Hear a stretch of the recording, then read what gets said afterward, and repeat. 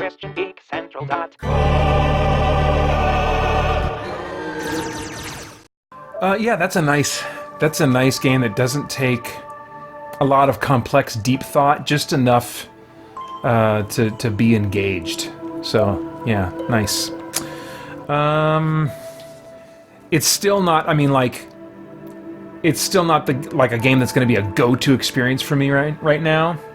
I mean, I've still got Dragon Quest XI that I haven't finished yet, and it's a similar kind of gameplay there, although I should say that in Dragon Quest XI lately I've found myself using the auto battle more than I would typically like for a turn-based RPG.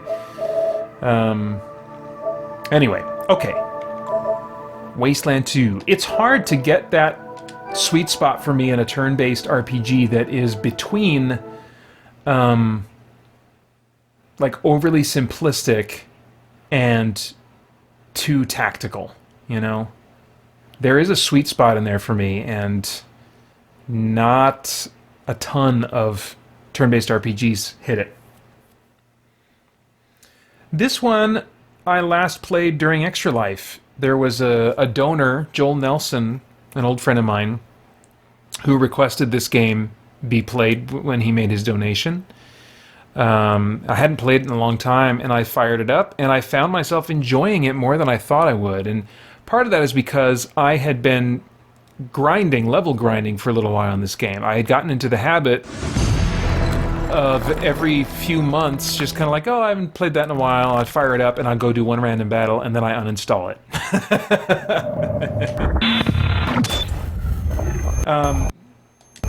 There's a lot that I like about this game. Again, the world, the aesthetics. You know, I like the post-apocalyptic Fallout type of setting, and the original Wasteland is what the Fallout series was based on. They couldn't get the license to make more Wasteland games, so they created a new series called Fallout, which was a top-down, turn-based series to start with.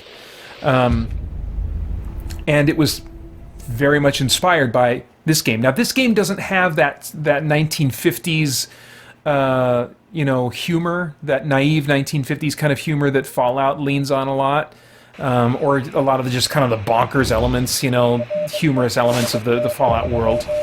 It really tries to take itself much more seriously, and I actually appreciate that, and it's got more of a Western vibe. At least this one does. I never played the original Wasteland. The graphics are very rudimentary. I mean, this is a sequel to Wasteland 2, and maybe to fans of Wasteland they can see things that were carried over, but it couldn't be much more different than the original Wasteland from what I've seen of it. Okay. Echo 1, go ahead. Got an update for me? Affirmative. Found the repeaters and the logbook. And a metal man. What? A dead robot. Looks like it killed Ace and stole the repeaters and logbook. Well, I'll be goddamned. We haven't seen any synthetics around for almost 15 years. We better get a closer look at the tech. Mirror Captain might be able to tell us where it came from. See if you can grab a piece of it and bring it back to Mirror Captain the next time you're at the Citadel. What is a synthetic? That is Mirror Captain's fancy word for smart robots. She calls them synthetic life forms, or synths. Basically, any robot that can think for itself falls into the synth category. Plain old robots are dangerous enough. Ones that think for themselves are a nightmare. Message received and understood, General. Good, but our priority is still those repeaters. Now that you have them, I'm sending you on to complete Ace's mission, which was to attach him to the most powerful towers in Arizona, so we can get a fix on that mystery signal. One tower is at High Pool, the other is at the Ag Center. Sending you the coordinates now. High Pool and Ag Center, okay. Anything I should know about High Pool? High Pool is at the most southern and eastern corner of our jurisdiction. They're a vital part of the stable society we've been trying to build here in Arizona. They provide clean water to us and many other communities and farms, maintain an emergency reservoir in case of drought. Rugged Warrior says, so in Kingdom Hearts 3, at the end of the opening section, it brings up the title Kingdom Hearts 2.9. that must be a joke, right? Does it eventually change to Kingdom Hearts 3? I mean, holy crap. What they have asked of those fans in terms of all their re-releases. Whew. Let's see here. Oh, this game takes place in a post-apocalyptic Arizona. I haven't been able to get a sense of where they're at in Arizona. Doesn't look like the Arizona I live in. Of course, I live in like the suburbs of Mesa, so there's less dust and more pavement. See Mayor Vikstrom there about using their tower. He knows you're coming. Okay. Can you tell me about Ag Center? Ag Center is due south of Ranger Citadel and very important to what we're trying to achieve. The researchers there are developing hardier plants and animals that will thrive in the harsh conditions of the waste. If it all pays off, we may see the day when nobody in Arizona goes hungry. Sounds great. Talk to Matt Forrestal about hooking up to their radio dish. Used to be one of us. Now he runs things down there. Matt's good people. Let's see. Can you tell me about the tower? They built their tower on top of an old crane. A bit unorthodox, but it gets great reception. Anything special about the dish? Used to be part of an old satellite relay system, from what Woodson tells me. Strongest transmitter in Arizona. Copy, General. On our way. Roger, Echo 1. Ranger Command out. Alright. I'm thinking...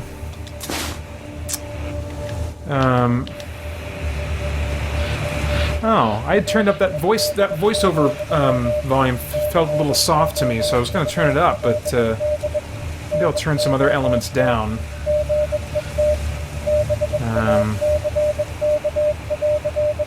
Hey, kiddo. Are you here to say goodnight? Mm-hmm. Okay. Sleep good, my boy. Love you. I love you so much. They're right there. The camera. That's where you wait. Sleep good. See you in the morning. I love you so much. I love you too. Care from there. Oh, save some for me. Yeah, we'll see. Save some for me. Well, we'll see. He saw my chips. All right.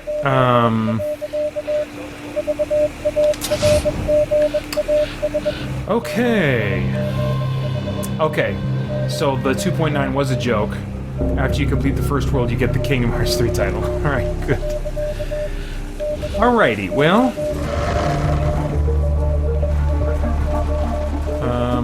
where's my mini map? So I gotta. Wait, no. Okay, that's not that. Oh, that's the radio. Copy, Echo 1. This is Ranger Command. Go ahead. Over. Okay, well, we're still on the trail. Echo 1, your team's recent progress merits a number of field promotions. Great. Congratulations, Echo 1. You've done well. Thanks, boss. All right, so level up all around. How do we do that? Let's try this button. There we go. Okay, so is he ready to level up? I thought they kind of all were. Attribute points available, none. Okay, he's got 4 skill points available. This is one of those games, like the downside of this game, I mean, I love the look of the world. Downsides, okay?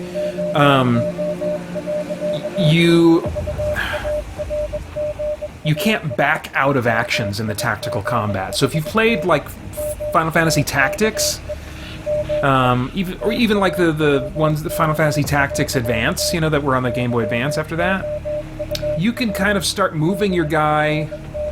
You know, you can move your guy over here and to get next to an enemy, and then look at the idea of attacking him, and it'll show you like the percentage you have of hitting him, the percentage. And if after you get next to him, you're like, oh, I don't like those chances, you can say, never mind, let's back my guy up over to where he was and do something else. You can't do that in this game. Once you move, you're committed to your move. And then also, it's really hard to tell kind of like the optimal range of your weapons, because the weapons, let me see if I can go to the inventory here. Here we go.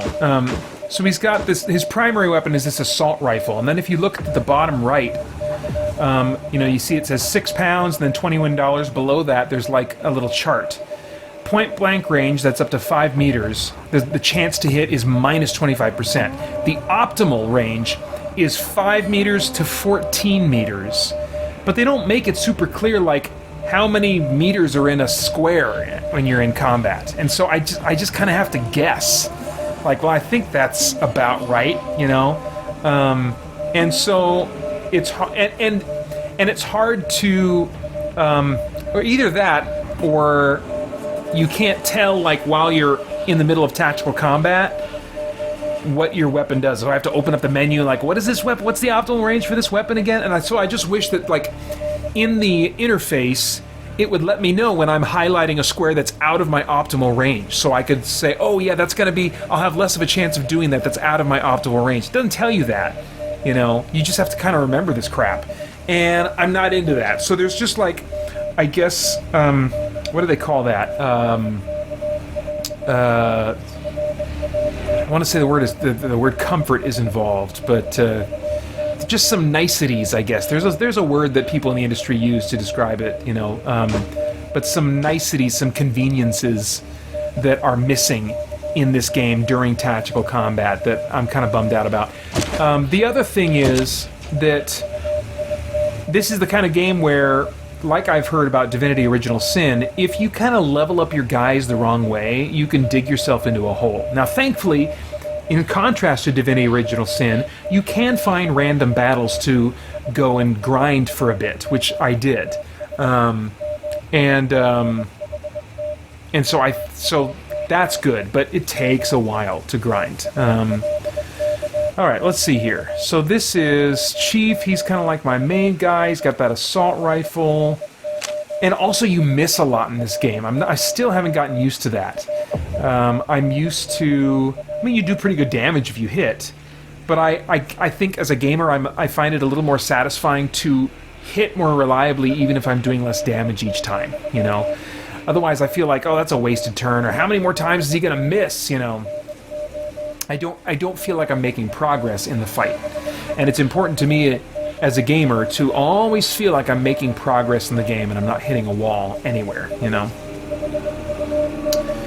So let's see here. I could boost his assault rifles. What does Kiss has to? This is the skill you're going to sweet talk people into doing what you want. Does anybody else have that skill? So he's really the guy that's like a charisma skill.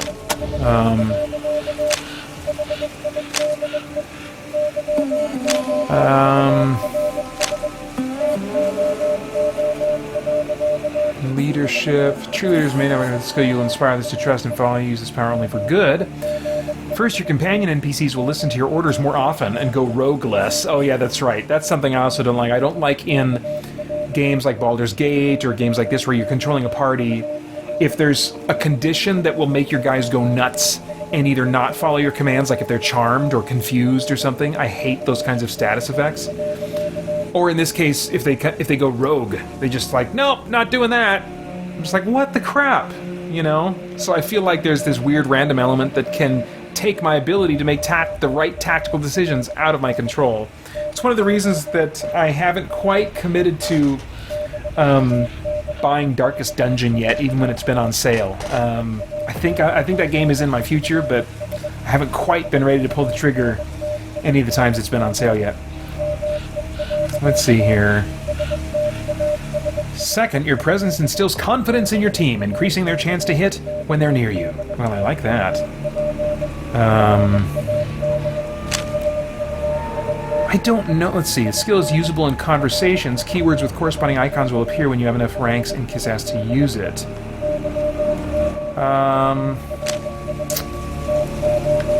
So I've got basically options to sweet talk and intimidate people with these two skills here. I'll try not to say their names too often.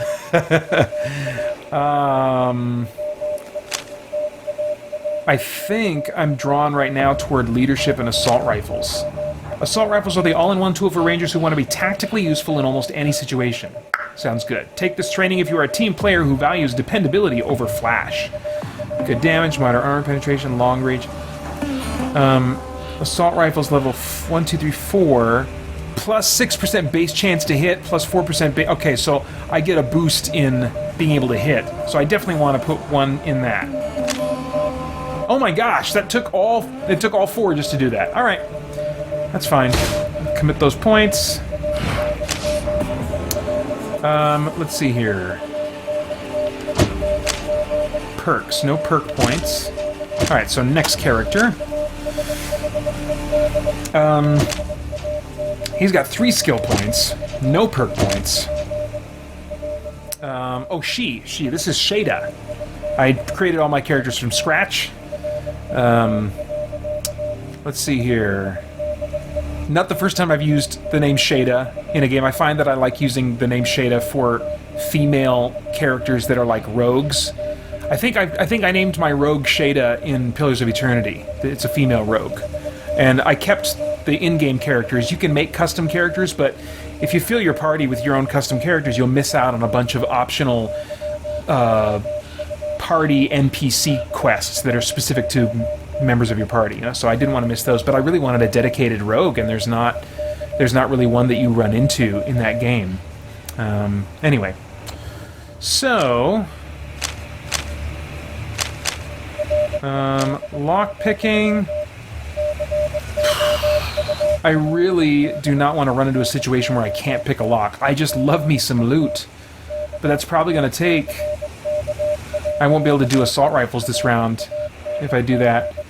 Well, hopefully I won't regret it, but I'm going to do lock picking. Oh, and safe cracking. Man, you got a different skill for each of those. Safe cracking. Crack combination tumblers and disable advanced mechanical locks with this handy, if unethical, skill. Safe cracking is used to open vaults and safes. These normally contain special goods and items locked away for safekeeping. That sounds really nice. Lockpicking allows you to open a variety of unreinforced standard doors and chests. So, I get the feeling that the lockpicking is not necessarily going to involve that like I'll run into locks to pick more often than safes to crack. But safes will probably be like better rewards. I'll just boost lockpicking for now. Okay.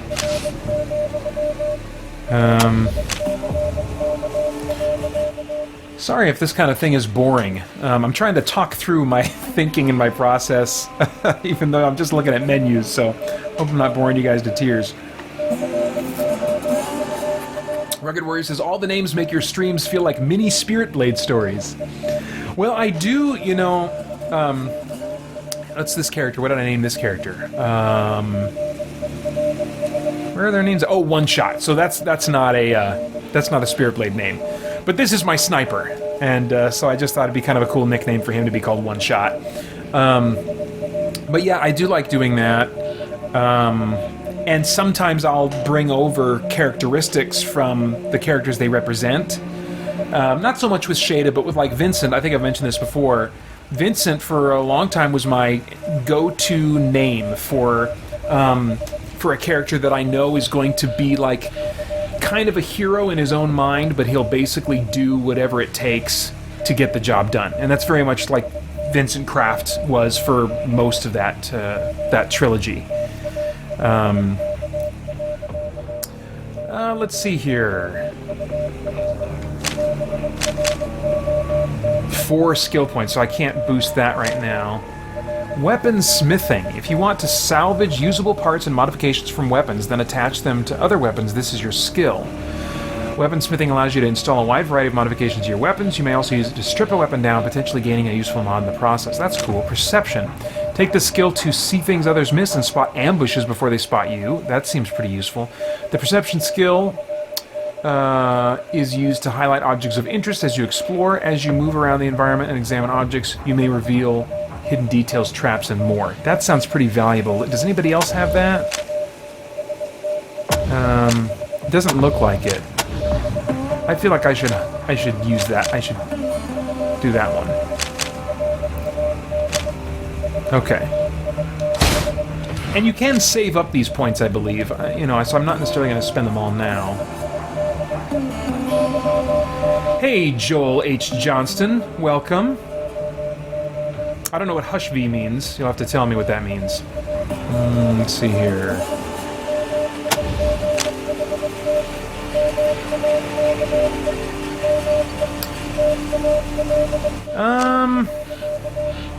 Energy weapons. Man, he's got 5 skill points. Man, I don't even know. I don't even know. I think I'm going to hold on to his skill points and see what ends up being valuable. Like, what would it cost to... Okay, 2 to upgrade that one. Well, 2 to upgrade any of these, really. So, I think I will upgrade his energy weapons for now, just because I know I want him to be useful in combat, and that improves my chance to hit. So let's go ahead and do that. But I'm not going to do anything else for now. I'll wait and see what I need. Alright, and last character to upgrade. Oh, she's already upgraded. I don't think she had anything to do. Okay, cool. Alright. Well, I don't really want to be controlling her in the lead. Let's put him in the lead. And quick save. Nice. Ooh, yeah, that felt good. Feels good to upgrade. How do I... Where's my mini-map? Do I have a mini-map? No, that's not the mini-map. Is this the mini-map? There we go. Okay. So... cave entrance, radio tower. Oh, I think we're going south, right? We need to go south to the Wasteland. Alright. So we gotta go up and around this corner.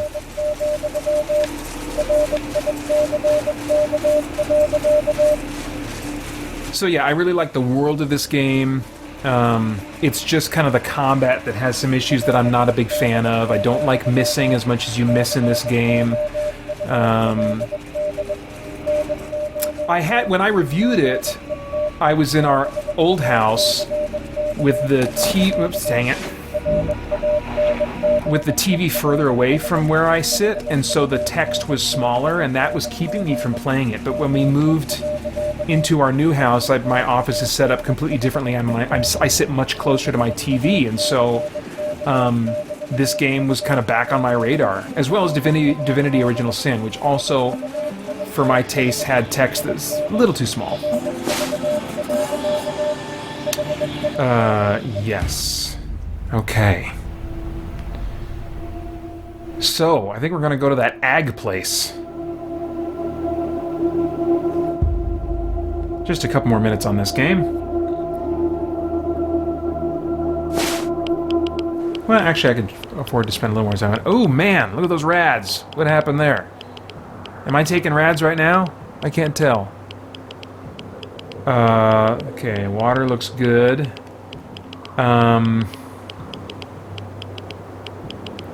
Okay, let's look at we got a map here. So that's where I am.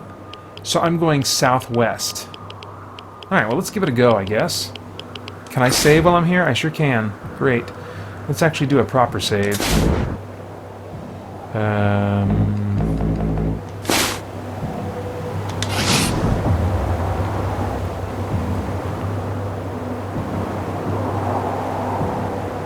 Okay, oh, sorry. Waiting on me. Oh, SOS! SOS! Is anybody out there? This is High Pool. We are under attack. I repeat, we are under attack. Raiders with mortars and explosives are blasting our walls. Jeez. If anybody can hear this, come at once. Don't know how long we can hold it. Oh, geez. Okay, I'm gonna try and get to them. Last time I played this, I got a certain amount of, play into this game on one playthrough, and I kind of felt like crap. I think I screwed up how I built my characters, and I'm just in a hole right now, and I don't want to do all the grinding it's going to take to get me out of this hole. And so I started over, got some tips on how to build a better party. Last time I didn't follow that distress signal. But this time I'm going to see if I can. So let's divert and go to High Pools. That's going to be southeast. You see dangerous raiders approaching your position. Let's attack!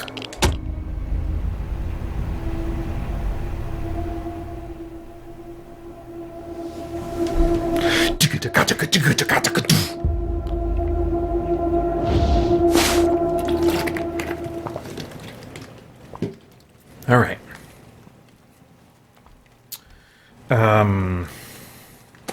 Oops. Oh, no. Is there a mini-map for my current location? No, I guess not. All right, team. Here we go.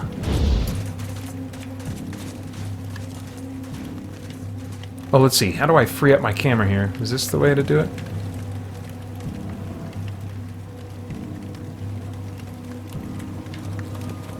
Okay. Not seeing the baddies yet. Maybe I can't see them when I'm in this mode. Okay. Alright, let's keep moving.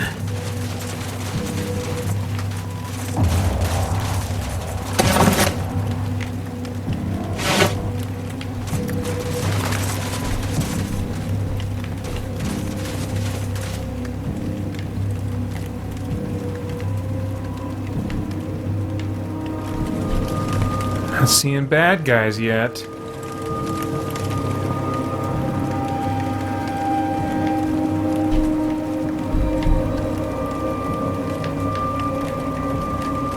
Oh! There's bad guys! Okay. So, I don't know if I can hop these walls. Should I go see if I can hop those walls? Let's see if we can hop them. Because if we can, that'd be pretty cool.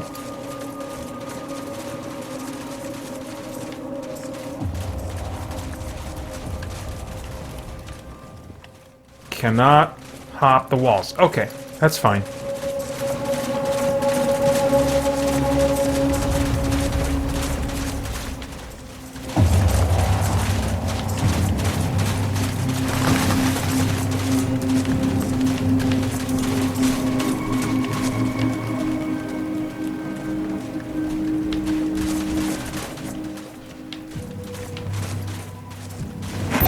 All right, here we go. Ooh, he just ran in. Oh! Okay. Let's see here. Oh, my weapon is jammed? How do I unjam? Unjam. That's what I gotta do. Oof, that sucks. Do I have any action points left? Let's see. Where are my action... Okay, I have 2 action points left, looks like. And I guess I can shoot this guy point blank, but no, I don't want to shoot. I want to move. I want to get away if I can. I think I'd like to go here.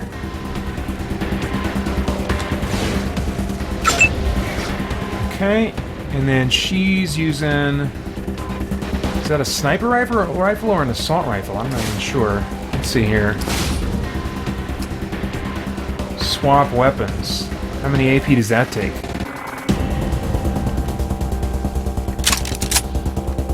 Oh, fists? No, no, no. Did I eat up AP to do that? I'll bet it did. Oh, no, it didn't. Okay, great. Alright, let's see here. So I think I've got to be at least a little ways away.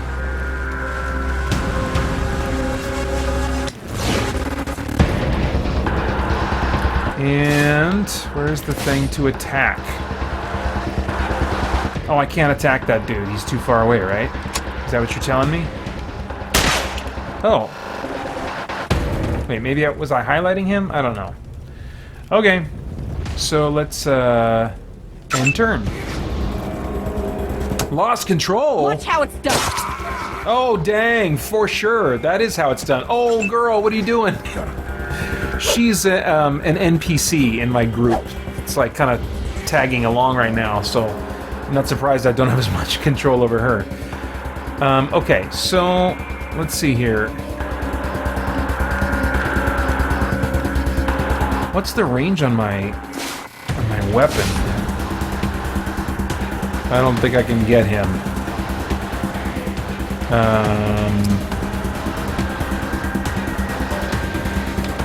Let's see. What does that mean? There's an 80% chance that I'll hit him from where I am right now? That can't be right, can it? Let's see what happens here. Oh, nice! Repeat attack, yes. Sweet. Alright, who's this? Is this Ran? No, Techno I named him. I thought about naming him Ran, but I ended up naming him Techno. Okay.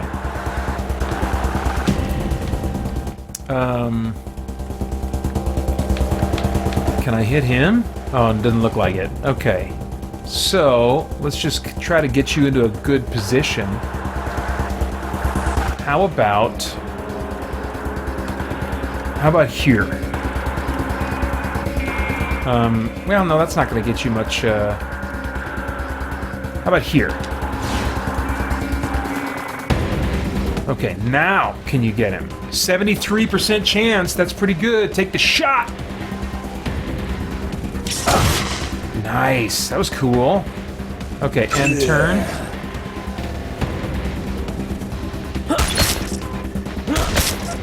Ow. Not too bad, though. Okay, so now it's One Shot's turn. What do you think, One Shot? Can you get him? Oh, it's only a 20% chance. So this is what I have to figure out, is will my chance increase if I move closer? And I don't know. You know, in like Final Fantasy Tactics, I think you could move, then see if your chances have improved, and if they haven't, then, you know, move back. And it would be nice to have that option. I get it, you know, as far as like quote-unquote realism, you know, and but I mean, like, I don't have any patience for the realism argument, because, as I've said before, I think in a previous live stream, realism is always selective. You know, what one person says, oh, I want realism, oh, that's not realistic. Okay, well, you're sitting down and you're pushing buttons to simulate doing a lot of really athletic, outdoorsy, and mystical things in a lot of games. So, the realism is ultimately selective, and you just decide what you're interested in being a step closer to reality, and what things you are fine with not having them even remotely resemble reality. So, One Shot, let's put you here.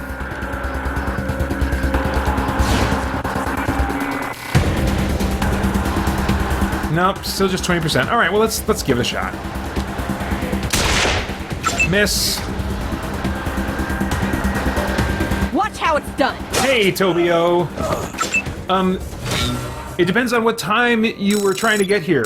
In answer to your question, hi, am I late? The stream started at 4 p.m. Pacific, and is going to finish up at 8 p.m. Pacific. So there's about an hour and a half left in the stream.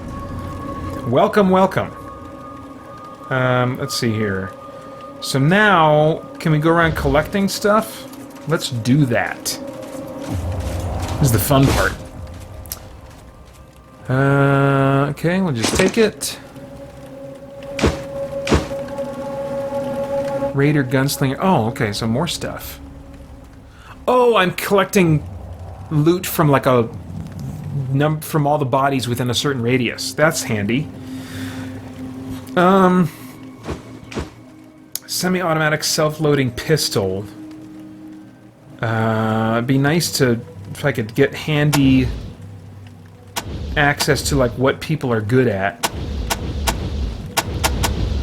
I think it was her that didn't have a different weapon. She had the, let's see. I'll have her take that one, and that, and what is this? Is this some kind of healing item? Junk. This must open a library, whatever that is. Okay. And then a wanted poster is just more junk. Okay, cool. So let's look at our equipment for...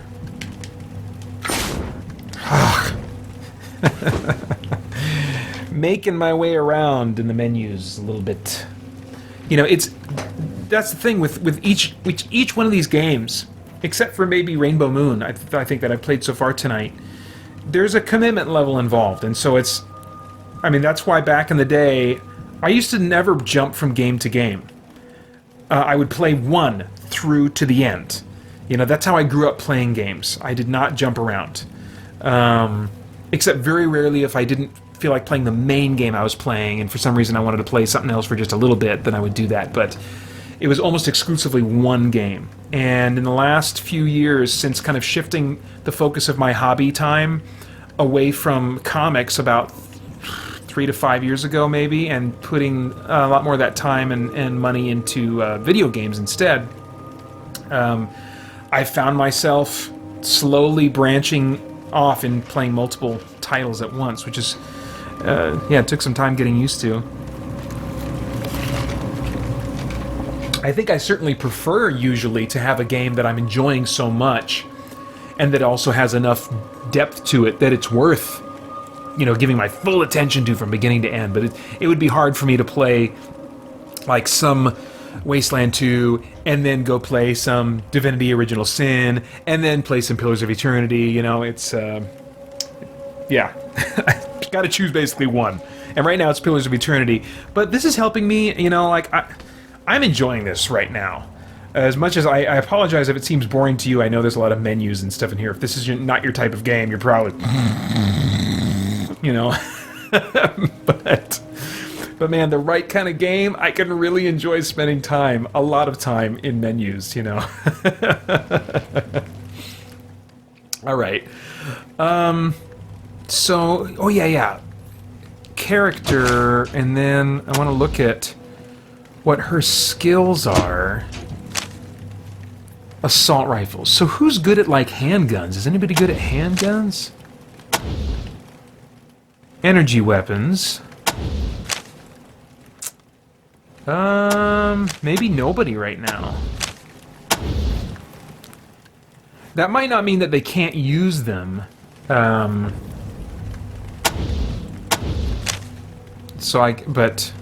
I don't know. What are their... Let's see. Let's get the... Okay, so her secondary weapon is fist. So is one-shots. And technos. So pretty much all these guys, it's like one or nothing. Well, who's likely to need that secondary weapon? Let's see, 47 Constitution, 47. So either one of those I'm equally likely to send into the thick of things. I guess we'll just give it to her for now. Is that who I gave it to in the inventory? Let's see here. Yeah, she's got 2 pistols, so I can give one of them to somebody else. Alright, we'll give one to Techno. Are these the same? Yeah, they are. So it's transfer to Techno. Good. And then we will select... I don't want to field strip it, I want to equip it to secondary. Nice. Okay, and now let's do the same thing for Techno. Equip as secondary. Nice. Oh, but he doesn't have any ammo for that. Can I fix that somehow? Am I gonna have to split up that ammo? Is that... Wait, what is this? Assault rifles and heavy weapons. SMGs and handguns, okay. Oh, so... 8 there, 6 there. So she's got some at least. What do you do when you select this? I guess she just has it on hand to use. 5 there.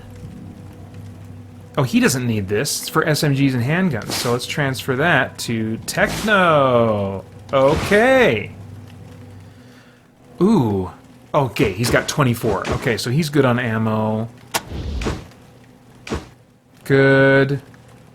What is his? And that's the energy cell. Okay, everybody seems to be doing good on ammo. She's got a 10% chance of going rogue. I'm not going to dismiss her. Okay. Okay. Oh, wait a minute. Her primary, why don't I have this as her secondary? Assault rifle. I mean, she doesn't have any ammo for it, but might still be good to have as a secondary. And then she could probably use some ammo for that assault rifle. Does anybody have some they could spare? Can you just a little bit, maybe? Can I split that up? Yeah, I think I can. So let's see. I just gave that to... Wait. Crap. Who just... It was, It was her. Okay, so it's... Okay, it's What's-Her-Face at the end. That needs a little bit of that.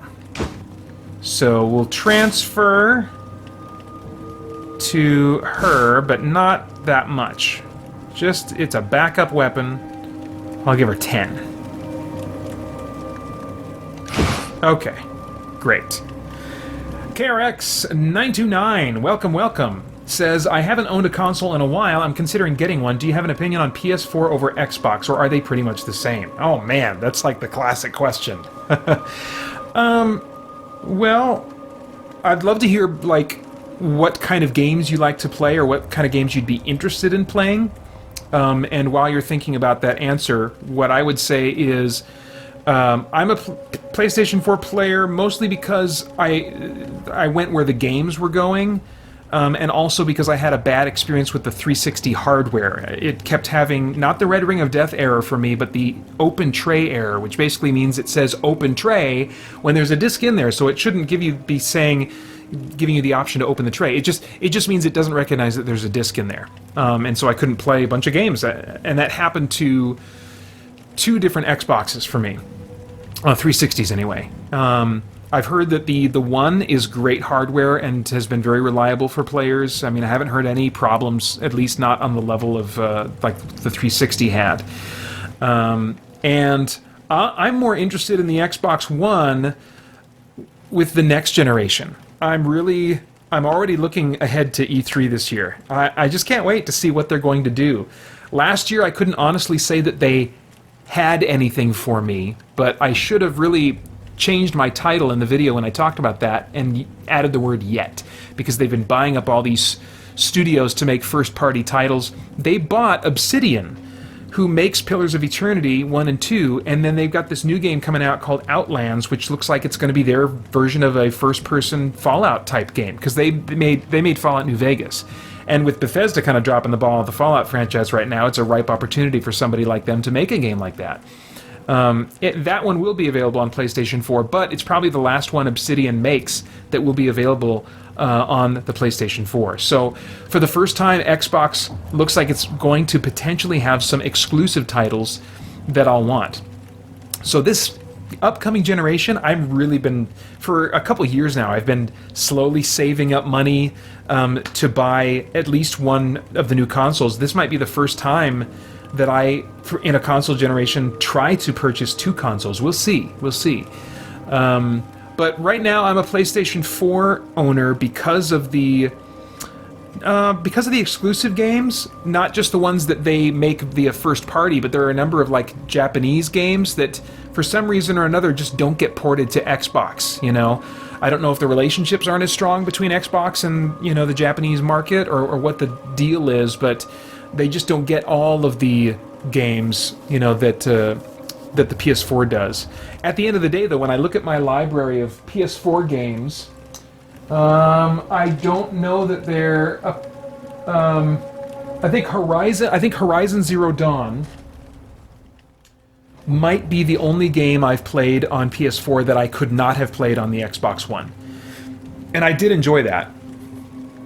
So all things being equal, I'm happy that I got a PlayStation 4. But at the time I made my purchase, it was largely because I just had a bad experience with Xbox 360's hardware, even though I played a lot of great games on that system. And they were making all the wrong moves at the beginning of their generation cycle, but they've really turned things around. So, and they've also had some games on there that have been exclusive, just some very minor exclusives that I wish that I could have had on PlayStation 4. The one that comes to mind, which actually is coming to PlayStation 4 this month, finally, is Path of Exile, which is a Diablo clone. So, really, as far as like making the choice now to get either an Xbox One or a PlayStation 4, if you're not going to wait for the next generation to come out, which I don't think there's a reason to. We're probably a year or so off from either one of those new consoles being released, from what I've been hearing from industry, people who know or would know better, a lot better than I would. And the One and the PS4 are both, really very reduced in their cost right now. Maybe as low as they'll get. We'll see. I don't know. So it's a great time to get one of those. It's pretty equal footing right now. I would say maybe Xbox One has a better online infrastructure if you're into like multiplayer and stuff. But I think if you're like a single player focused gamer, I think you're going to have more options ultimately for the types of experiences you'll want on PlayStation 4. That's what I think. You mentioned specifically KRX929 that you like RPGs and action and adventure. I mean, yeah, you're going to get a ton of options for that on PlayStation 4. In particular, if you're interested in any Japanese RPGs, or if you want to have those as options, there are some that you'll only be able to get on PlayStation 4. I can't tell you right now which ones, and sometimes PlayStation 4 just gets them sooner, like significantly sooner than the Xbox One. So, but do your research. I would recommend doing lots of research, getting input from lots of different people and online resources and stuff, and just educate yourself. And I think you'll have a lot of experiences available to you from either one of those platforms if you go with them. So, sorry, that was quite verbose, but there you go. My current take on PS4 versus Xbox One. All right, I think I got all the loot here. All right, I need to move on to another game. I built a little wiggle room into the schedule for the stream tonight so that in some of the past ones I've... you're welcome, KRX.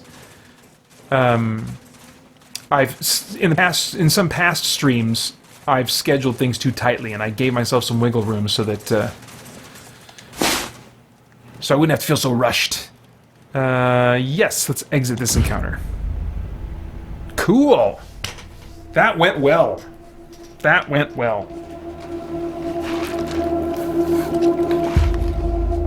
So, are there any games that you guys are looking forward to? I mentioned that I'm looking forward to Path of Exile. I really like Diablo-style games that are not Diablo, oddly enough. My favorite games in that genre have not been the Diablo games.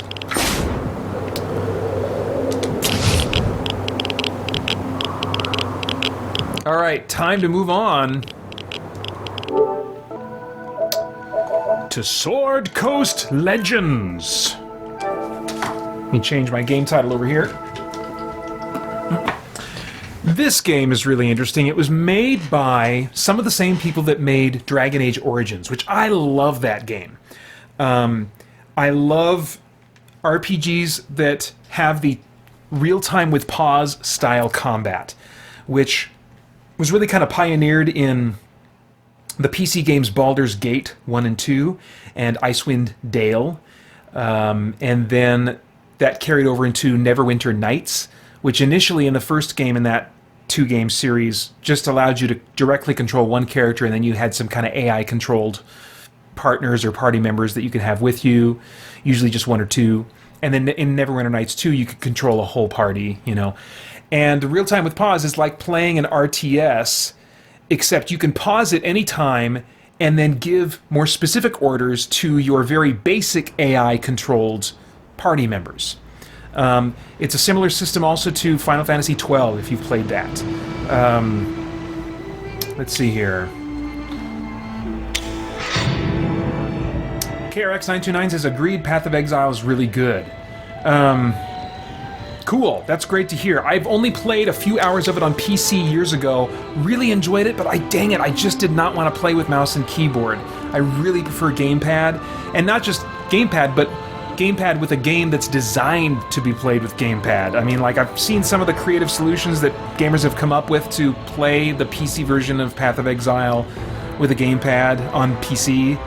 I can't bring myself to do it. And then I was really jealous when I saw that Xbox was getting this nice new user interface design to play with the gamepad, and I was like, really? They're not going to bring it to PS4? And they finally are, and I'm really looking forward to that. That's aesthetically my kind of thing, it looks like. I remember enjoying myself with it for the few hours that I played, just the mouse and keyboard stuff, so I definitely plan to review that when it comes out later this month for the PS4. Anyway, let's see, Rugged Warriors says, next game I'm looking forward to is the Crash Team Racing remake. Cool. Let's see here, continue.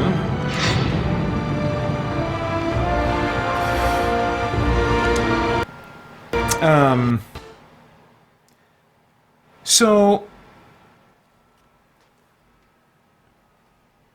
yeah, this one just doesn't seem to be optimized for a game that's not very, like, spectacular in its look, and especially given kind of how it chugs along. You guys will see that it's a little bit slow in some respects.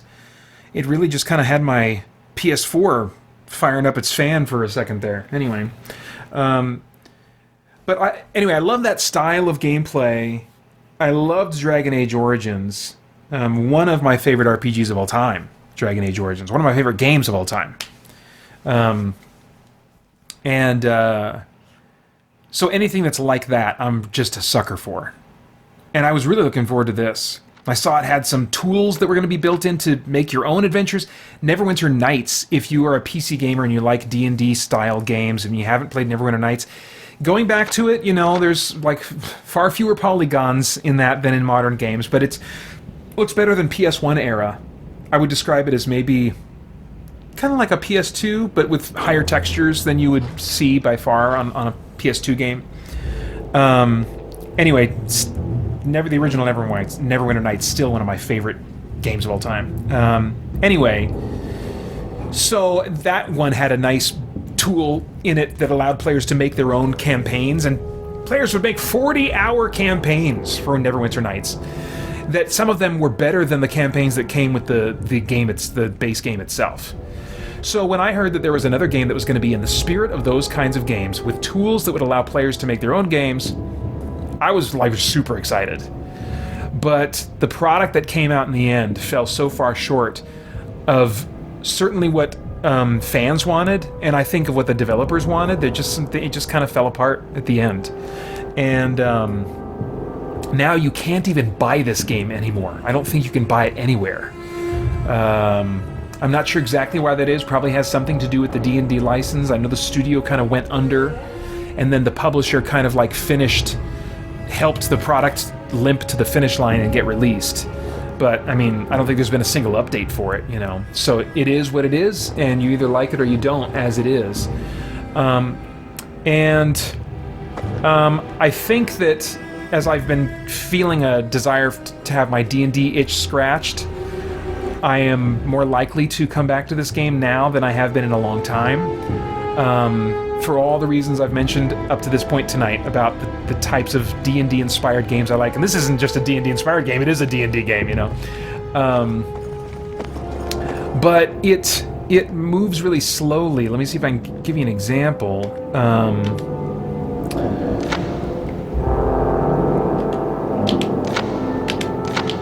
There's just... Let's see if I can get to the inventory here. There's just a little bit of slowness. If you look, click, click, oops. Yeah, see, it almost seemed like it wasn't going to respond for a second there. Click. Oh, that was okay. Click. Oof, that was slow. Click. Click. You know, so it's sluggish to respond in some of the menus.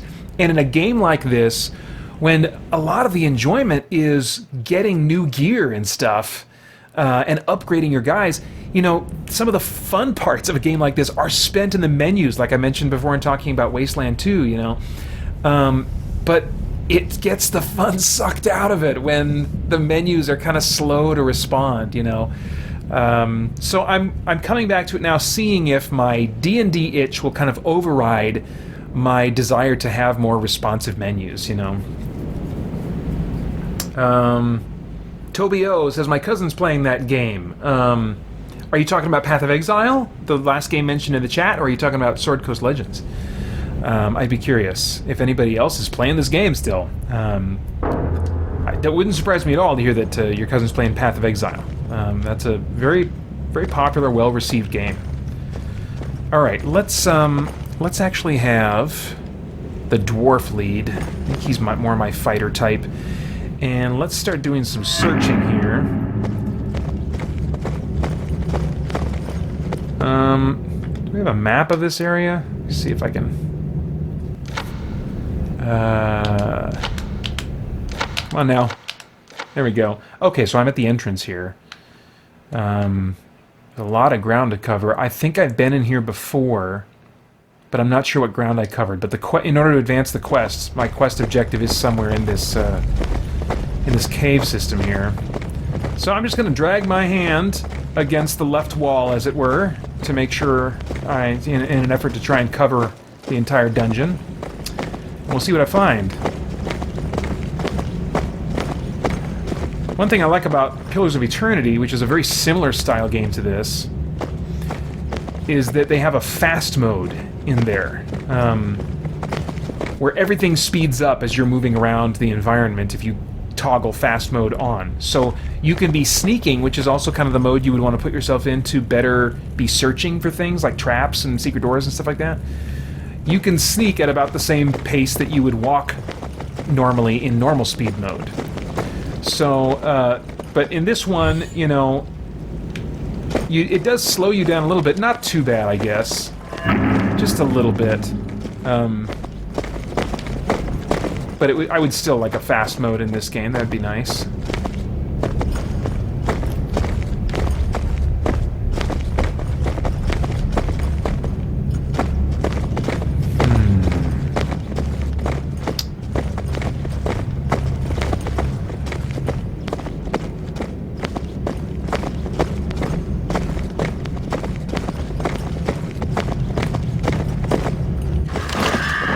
It's a mimic. Alright, so let's see, how do we do this? How do I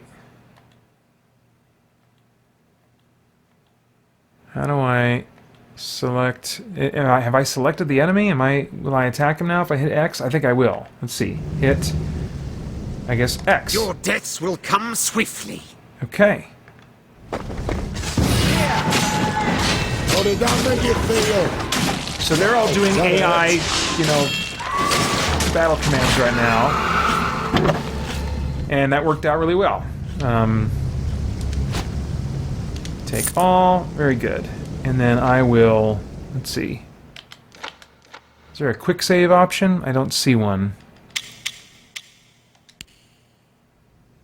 Oh, but this one only gives you one save slot. So just saving your game is saving your game. That's... not a big fan of that. Okay, well...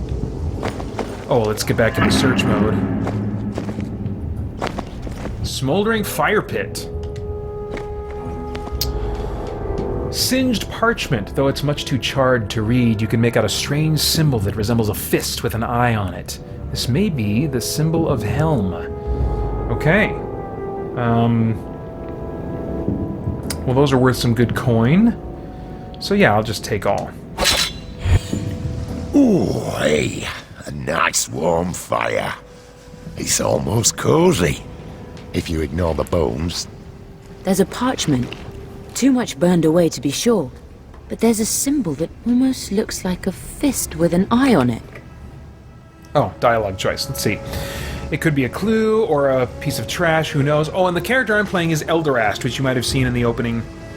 That's the name of the wizard, the old crotchety, grumpy, evil wizard that I played in my last D&D campaign with my D&D group, and that's been for a number of years now the go-to name and personality that I play as when I'm given the option to play a wizard in a video game RPG. I enjoy playing particularly in video games. I enjoy playing characters. Like, if I come up with a personality in my mind of what kind of character I'm going to roleplay that I'll use to guide my choices, it's almost never like a pure hero. In fact, I usually I try to come up with a character concept in my mind that will allow me to choose whatever the heck I want to choose, because I also like to metagame when I'm playing games. I like to, sometimes there'll be a choice that, like, I see a dialogue option and I'm like, you know, I know I've been making this kind of choice up to this point, but I'm really curious what the game will do when I choose this. Or I'm really curious what the developer's viewpoint is, because sometimes you can get a sense, I think, of the developers or the writer's view on spiritual matters or political issues or whatever, you know, just the things that they value in life as virtues. You can get a sense of that depending on the choices you make in the game, and so I just enjoy doing that. So usually I find that playing an evil character gives me the most flexibility, because a good character, like a hero, is never going to do evil things because they're evil. But an evil character can do good things with evil motives in his heart. I'm pointing to my brain, but you know what I mean. And so that gave me a lot of flexibility in my last D&D campaign. I was playing this evil wizard, but I wasn't playing like a stupid mustache-twirling evil wizard. I was playing a wizard who was biding his time, who ultimately was planning on taking over the world and sacrificing all of his party members to contribute to whatever dark rituals he would need to make himself more powerful. In fact, I even told one of the characters, you know, she was playing this really sweet kind of like little gnome type character, something, I can't remember what she was playing, but a cute little character, you know. And she was like, "Elderast, you're gonna kill me too? You're gonna, you know." And I said, "Well, of course, my dear, but first you'll have many years serving me in great, glorious combat. We shall rule the world together, you know, and with you, of course, in service to me, you know." "You needn't worry about that for many, many years to come, you know." And so in the meantime, I could go around with this group of characters that were all heroic and playing largely heroic motives. Every once in a while, Elderast would get impatient and just decide to burn a house down to coax someone to come out and talk to the party. But I could still justify having him do these heroic deeds, helping, you know, citizens out with their stupid little problems and stuff, because he selfishly wants to develop renown for himself that will aid his... So I really like the flexibility of evil characters when I'm role-playing, because they allow me to just kind of like poke and prod at the limits of the game and the story and stuff, whether it's a paper and pencil setting or a video game setting. Although I do think it's important, if you're going to play an evil character like that, to make sure that it's cool with your, you know, party, and find a justification for having your character get along with the other party members, you know. I've been in groups where it really goes south. Somebody plays evil, then it's just like a lame establishing of the pecking order, you know. It's like that's the first thing that evil characters do, is they, you know, start acting tough and, you know, pushing other player characters, and that can just make an awkward dynamic that can get people riled up, and suddenly you've got inter-party, you know, combat going on. And I made it clear from the very start, is like, he's not going to be instigating that. You should just treat him like an old man who's just babbling, you know. He talks big, but he's not gonna carry, you know, he's not going to carry out any of his threats, you know. And so I think if your player group understands, and, you know, what you're going for, and that you're not interested in you know, inter-party conflict and stuff, it can be a lot of fun, you know. Anyway. christiangeekcentral.com